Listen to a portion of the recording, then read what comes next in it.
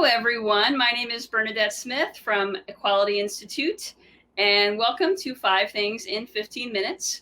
Today, I am joined by Jina Etienne, who's a fellow DEI consultant, and we're here to talk about good news, good vibes, and diversity, equity, and inclusion. Every Saturday morning, I send out a newsletter called 5 Things, in which I search for stories that bring me joy, that are positive, that I can use to hopefully inspire you, and find stories that maybe you can bring back to your own organization. And then on Mondays, I'm joined with a special guest, in this case, Jina, and we're going to talk about those good vibes as a video recap. So Jina, welcome to the show. Thank you for having me. This is the first time I've done something like this, so we'll see how it goes. I'll go easy on you. We'll keep it easy and fun. There you go. All right, so the first story today is about some really cool virtual pride ideas that I saw in an article about that really focused heavily on the software company Active Campaign. One of the things that the company did during Pride Month was they had a drag queen read the children's book, A Day in the Life of Marlon Bundo. But not only did they have the presentation of the book, the reading of the book, but they involved not just the Pride employee resource group, but the parents employee resource group, the mom and dad employee resource group at Active Campaign. And they made it a very much a joint effort. And I thought it was a really cool way to build allies and invite children to be part of the presentation as well. What do you think? I think, so I was just attending, let me see, do I have a memory? What was it called? Oh, Diversity 5.0, the conference last week. And there were quite a few speakers that I heard talking about intersectionality. And that's what this is here. I mean, too often when we talk about diversity groups, we talk about one group. We don't realize that we're all a bunch of things and none of us are one thing. And so that's what I love. And especially here, they're in this article talking about employee resource groups. Too often employee resource groups are just, let's put together a program for the employees. Mm-hmm. And, they're evolving more and looking at ways that the company can leverage the expertise. But the idea that we can look at employees as more than one group, because frankly, I mean, I remember for me, am I Black? Am I a woman? Am I a caretaker? If I have an invisible disability, so am I in that group? Am I allowed to be in more than one? So the Sure. idea that you can look at and take people from different groups and see that even in both groups, you have people in both groups. It's fantastic. It is fantastic. And I think especially in a virtual world, I've had lots of conversations with ERG leaders who say that employee engagement is down. But when they're putting together events which are cross ERG collaboration, it can really drive employee engagement as well. So you're right. We're not just one thing. We're not just one identity. And that's, again, one of the other reasons I love this story. I think it's a really great model that hopefully a lot of other folks can file away and start to use these types of ideas for next Pride, and honestly for any other ERG event. I'm a really big fan of cross ERG collaboration, and also that way the budget can be shared as well. Yep, because the budget is always important. And we don't even have, a lot of organizations have ERGs or BRGs, but don't necessarily have enough funding. And so this is a great way to have really impactful programs. It's like, I feel like I'm a mom. My kids are older. I'm going to go with, I had my youngest son. We were hanging out this weekend and I'm like, how old are you again? I know I'm your mom. I'm supposed to know this. 24. My youngest son was 24. And just the idea of being able to do something once and get, double the bang for the buck, like buying clothes for the oldest one and then the younger one has to wear them. Perhaps that's not what I mean here. But I think that, organizations can be really efficient. And then in this case, it's also, how do we connect with the community? And how do we show as an organization that we stand for something? And there's another one here that you sent talking about demonstrated commitment. But we'll talk about that in a minute. We'll talk about that in just a minute. Yeah, one more note on this one is, I really love it when companies are giving employees very tangible, specific tools to be an ally. And I think by actually putting together a presentation that parents and kids are invited to, it's literally like kind of putting allyship, delivering it like in your hand, and I love that as well. All right, so next up. Well, hold on, wait. Can we stick on there for 2 seconds? Sure. The allyship. I think too often people think of allyship as one thing. And so not only putting it in their hands, but it's actionable.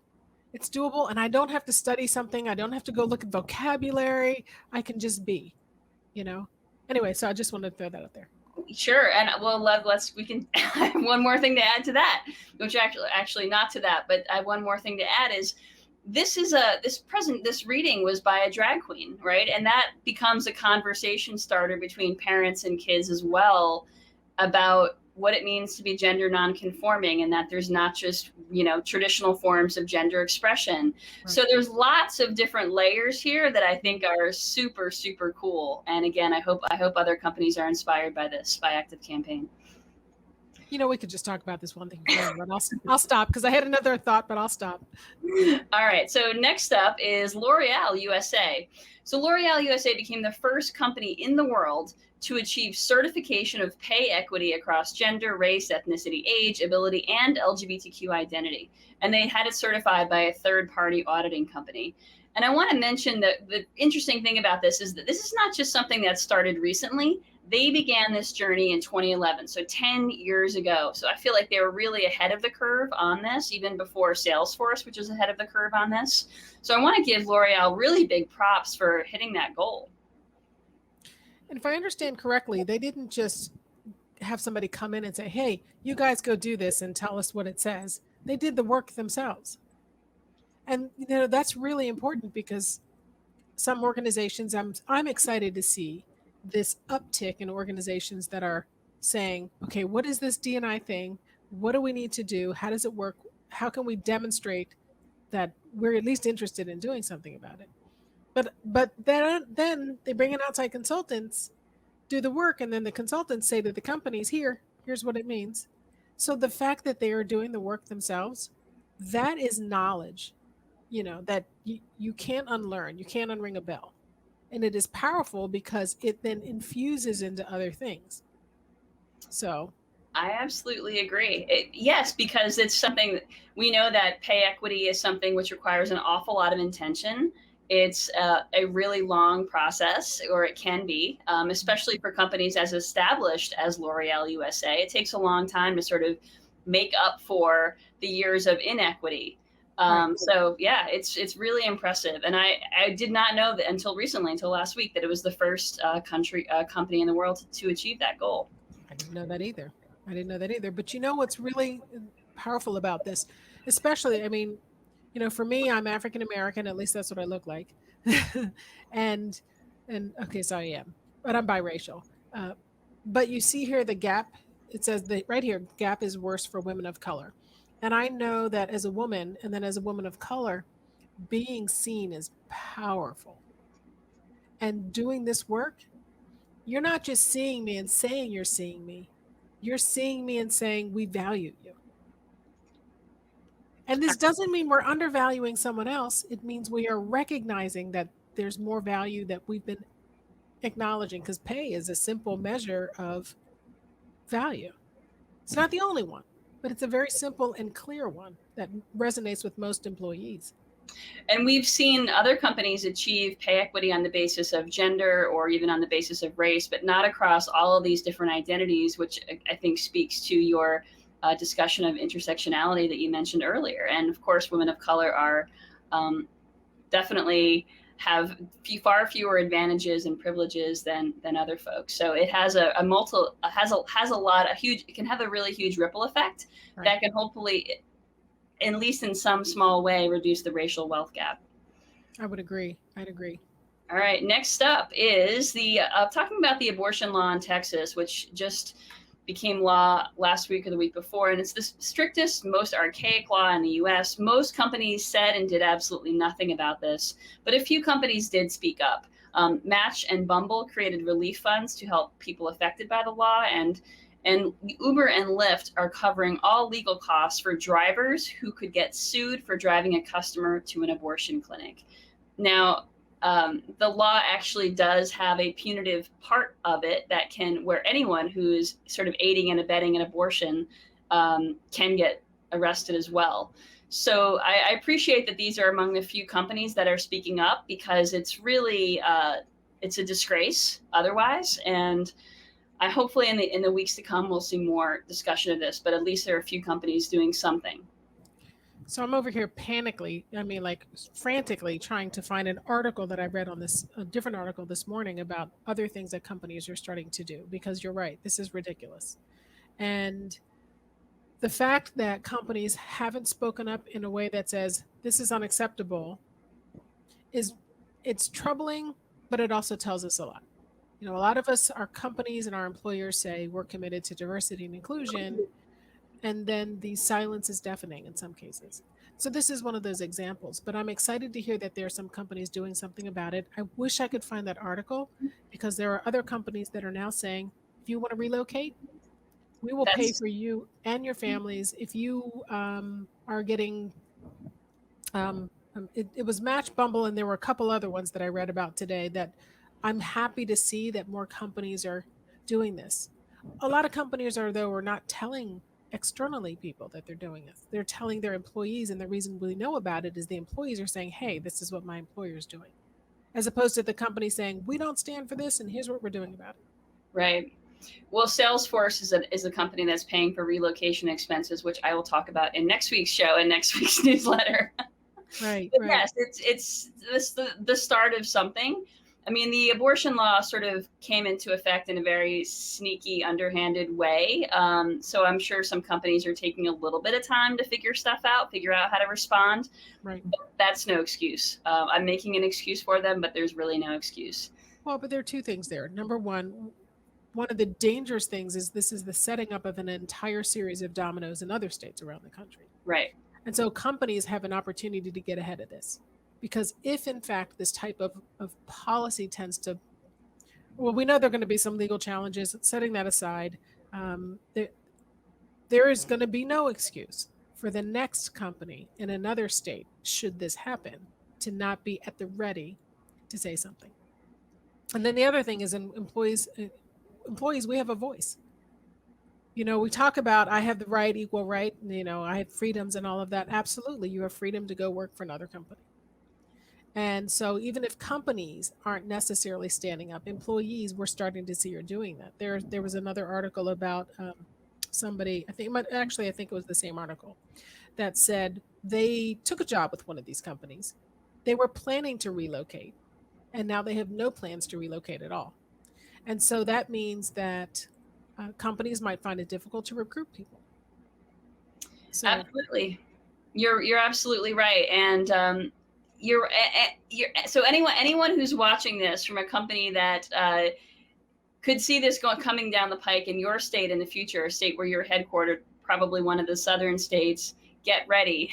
Get ready right, for a quicker response than what we've seen from most companies out there. right. All right. Next up, speaking of Bumble, so Bumble just spoke out against the anti-abortion law, and so or spoke out in yes against the abortion law.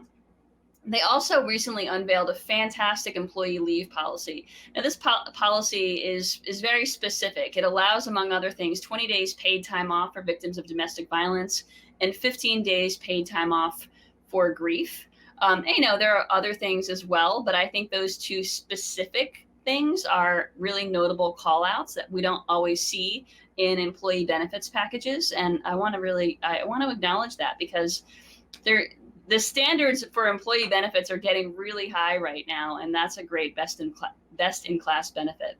Right. I also think that as organizations and as society starts looking at and expecting to see demonstrations of commitment to D&I, then the diversity of benefits is going to flourish. So Sure. the bar is raising on the value, the acknowledgement of what the work what the workforce looks like in your organization. Your organization needs to think about, how do we offer those people value? And it's not that, well, they're getting 2 weeks over there, so we should get 2 weeks over here. That may or may not be true. But recognizing the individuality and the unique demographic makeup of your organization, And then the universality here, the 15 days paid time off for grief, that recognizes grief in a number of different ways, Mm-hmm. right? It doesn't mean that I had an immediate death in my family, as in, and some of them are like mother, father, brother, sister, husband, wife, child. That's it. Right. Um, and so, I mean, this is really important because the demographics are changing. And thankfully, as employees, there is a demand for and a response to um, these types of changes in benefits. And so when you see a company like this doing it, others, I hope, will follow. Well, they're going to have to, because employees kind of have the upper hand at this point. Yeah. There's a shortage of workers. And so the benefits are going to have to increase to attract folks. What I love about it the most is that this used to be sort of a white collar conversation. COVID has been a horrible, devastating thing worldwide. But if there's an upside to that, if there's an upside, it is some of the leveling of the playing field here, that this is no longer a white collar conversation. This is for everybody. And I mean, I was going to say the obvious example that, well, not obvious, that pops to mind is the people who work at the fast food restaurants. Right. And I remember, I don't know if you saw that headline, God, it was a while ago, that the sign said, "Sorry, we're closed because all the employees quit." Yes.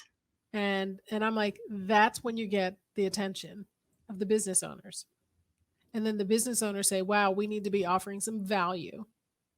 And it starts most basically at pay. Oh, let's go back to our first conversation. Right. But then it gets to this benefits, because you have to pay me, but you also have to see all of me. That's right. This is fantastic. Yeah, absolutely right.